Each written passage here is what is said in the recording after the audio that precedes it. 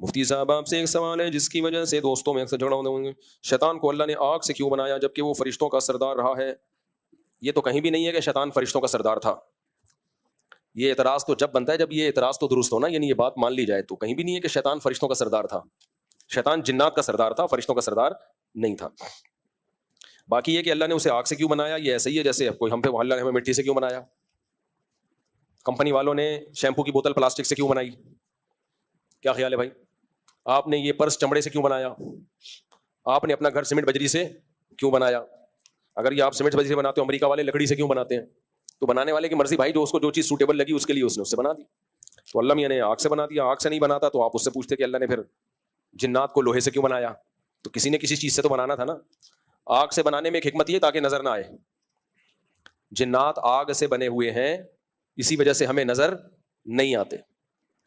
شکر کرو نہیں آتے نظر. اگر ہمیں جنات نظر آتے تو ہم پھر کسی کو نظر نہیں آتے. ہم مارکیٹ سے شارٹ